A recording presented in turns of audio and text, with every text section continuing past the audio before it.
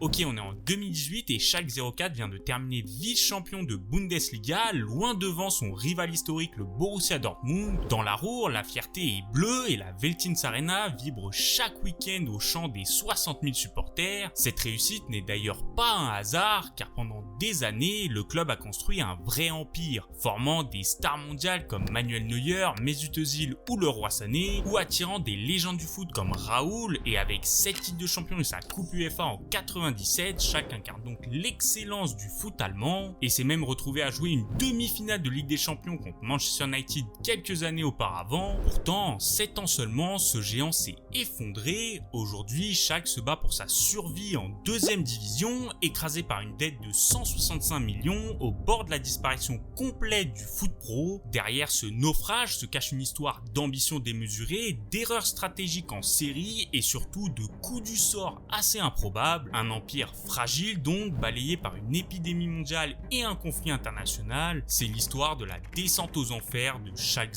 04. Bon, pour comprendre l'ampleur de cette chute, faut d'abord saisir ce que représente Schalke en Allemagne. Avec sa Veltins-Arena de 62 000 places, inaugurée en 2001, le club représente l'âme de Gelsenkirchen, une ville ouvrière de la Ruhr, façonnée par l'exploitation minière, et depuis le déclin de ses industries, la ville présente l'un des taux de pauvreté les plus élevés du pays. Les supporters de Schalke ne sont donc pas simplement des fans, ils vivent pour leur club, et ça leur a plutôt souri, car le début des années 2000 a été particulièrement glorieux pour les Diknappen. Après avoir remporté la Coupe UEFA en 97, le club s'est installé comme une force régulière du foot allemand et européen. En 2001 puis en 2002, Schalke remporte 2 fois d'affilée la Coupe d'Allemagne, puis en 2008 le club atteint les quarts de finale de la Ligue des Champions, mais c'est en 2011 que Schalke atteint son apogée, déjà car le club remporte à nouveau la Coupe d'Allemagne et surtout car sous les ordres de Rangnick, les Bleus de la Ruhr atteignent la demi-finale de la Ligue des Champions, éliminant au passage le tenant du titre, l'Inter Milan, avant de s'incliner face à Manchester United. Durant cette période, le club attire des stars comme Raoul, qui rejoint les Bleus Royales en 2010 après 16 saisons au Real Madrid, et son académie, la Knappenschmidt, est l'une des plus prolifiques d'Europe, sortant des talents comme Manuel Neuer, Mesut Özil, Draxler, Leroy Sané ou Leon Goretzka. Résultat, entre 2009 et 2014, Schalke ne quitte jamais le top 4 de la Bundesliga, se qualifiant régulièrement pour la LDC. Et quelques années plus tard, en 2018, sous la direction de Domenico Tedesco, le club termine vice-champion d'Allemagne derrière le Bayern Munich, laissant alors présager un avenir radieux. Pourtant, les problèmes couvaient déjà depuis longtemps. Car au cœur de cette réussite en apparence se cache un système fragile dirigé par un seul homme, Clemens Tönnies. Milliardaire issu de l'industrie de la viande, il arrive à la présidence du conseil de surveillance en 2001 et rapidement il va mettre en place ce qu'on appellera plus tard le Tönnies System. Mais alors, c'est quoi ce système? Eh bien en fait, Tönnies a centralisé tous les pouvoirs décisionnels du club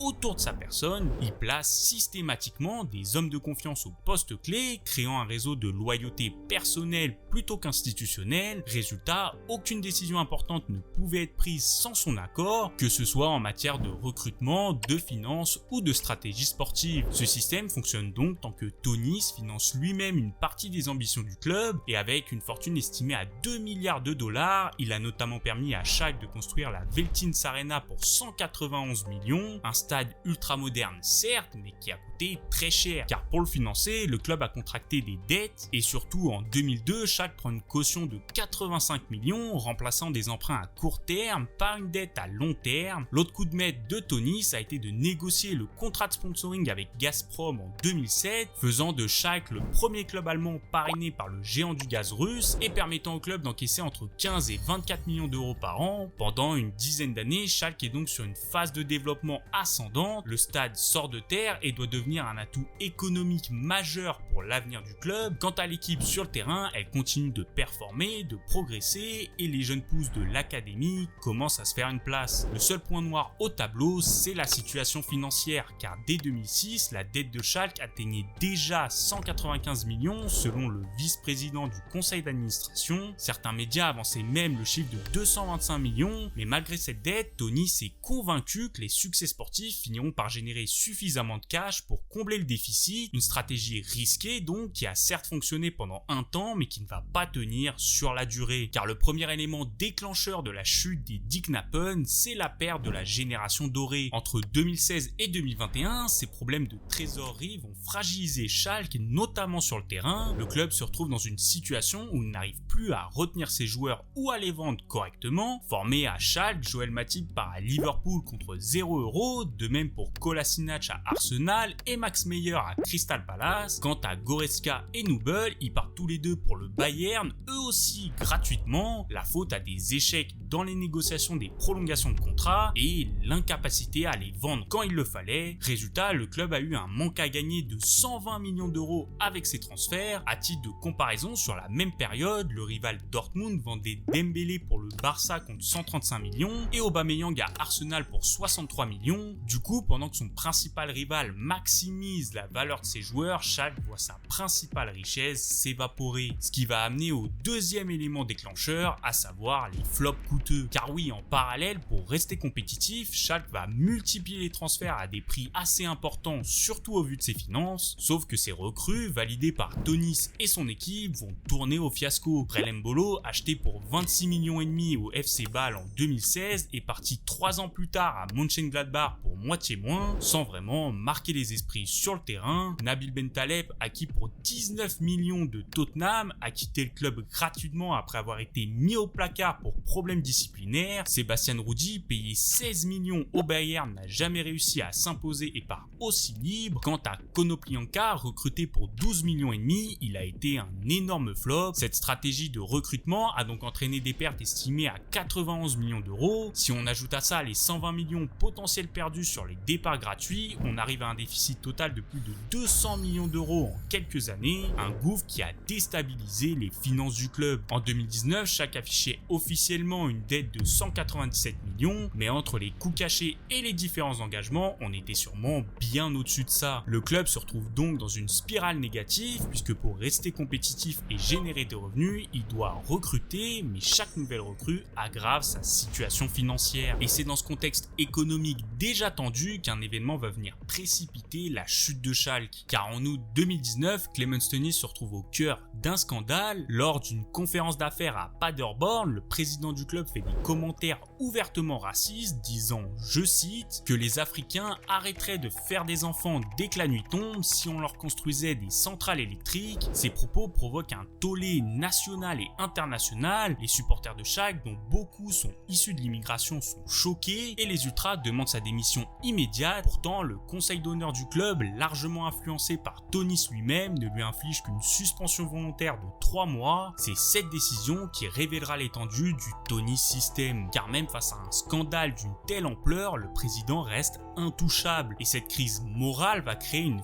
fracture profonde au sein du club, puisque d'un côté on retrouve les soutiens de Tönnies, alors que de l'autre on a ceux qui estiment que son règne doit se terminer. Fragilisé financièrement, divisé moralement, Schalke se retrouve en pleine crise et n'a pas franchement besoin de problèmes supplémentaires. Pourtant, en mars 2020, la pandémie de Covid frappe de plein fouet le foot mondial. Et là, on va être honnête 5 minutes, l'enchaînement il est terrible. Pour un club déjà au bord du gouffre, l'arrêt des compétitions et les matchs à huis clos représentent une catastrophe. En avril 2020, Schalke révèle publiquement être tout simplement au bord de la faillite. Chaque match à domicile sans spectateurs fait perdre entre 2 et 3 millions d'euros au club. Et face à cette situation, la direction prend des mesures d'économie qui vont pas franchement passer. Par exemple, elle demande à ses abonnés de ne pas réclamer leur argent pour les matchs joués sans public. Si les supporters ont vraiment besoin de ce remboursement, la direction leur demande de prouver qu'ils n'ont pas les moyens avec des papiers officiels. Autre exemple, 24 chauffeurs de l'Académie des Jeunes, souvent des fans âgés avec des contrats à temps partiel, sont licenciés. Pour un club qui vante ses valeurs familiales et son héritage ouvrier, ça passe mal. Les ultras qualifiant même leur club de moralement en faillite. Et sur le terrain, les conséquences sont immédiates. Après la reprise du championnat à huis clos, Schalke enchaîne 16 matchs sans victoire pour terminer la saison 2019-2020. La saison suivante est encore pire avec 14 défaites supplémentaires, portant la série à 30 matchs sans victoire, frôlant le record absolu de Tasmania Berlin avec 31 matchs établis en 65-66. Avec une instabilité totale, le club utilise 5 entraîneurs différents lors de la saison 2020-2021, David Wagner, Manuel Baum, Huub Stevens, Christian Gross et finalement Dimitrios Gramozic. Et au terme de cette saison catastrophique, Schalke est relégué en 2e division avec seulement 16 petits points et 3 victoires. C'est la première relégation du club depuis 88 et entre-temps, en juin 2020, Clemens Tönnies est finalement contraint à la démission, non pas en raison de ses commentaires racistes, mais suite à un scandale lié à une épidémie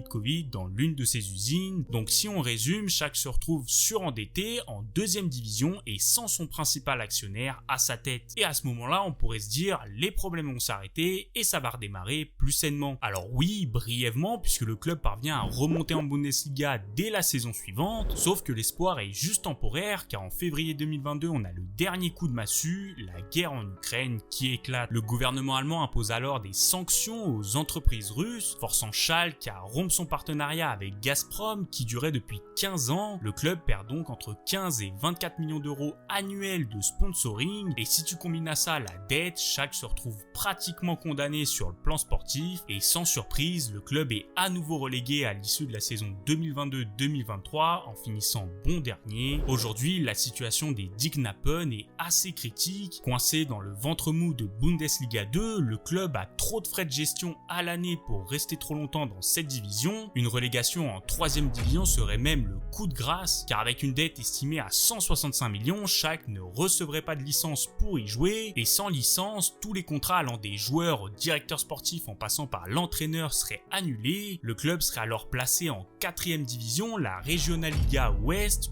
une ligue amateur, ce qui voudrait dire que le club pourrait disparaître. D'un autre côté, une remontée en Bundesliga serait un bon début pour reconstruire quelque chose de solide, mais sans argent ni investissement, ce sera compliqué de pas faire l'ascenseur. Reste donc à espérer qu'une nouvelle génération dorée apparaisse et qu'elle soit mieux gérée cette fois-ci, mais dans ce contexte dramatique, il y a quand même un élément constant, c'est la fidélité des supporters. La Veltins-Arena continue d'attirer plus de 60 000 personnes en moyenne par match, ce qui en fait l'une des plus grosses affluences du monde, et cette passion c'est à la fois la plus grande force de Schalke et paradoxalement un poids supplémentaire, car comment gérer un club de manière rationnelle quand les attentes émotionnelles sont si élevées? Et voilà, la vidéo est maintenant terminée. Si elle vous a plu, petit pouce bleu, petit abonnement, ça fait toujours plaisir. Si jamais vous voulez voir ma précédente vidéo, c'est juste ici. Et sinon, je vous dis à plus pour une prochaine vidéo. Bisous.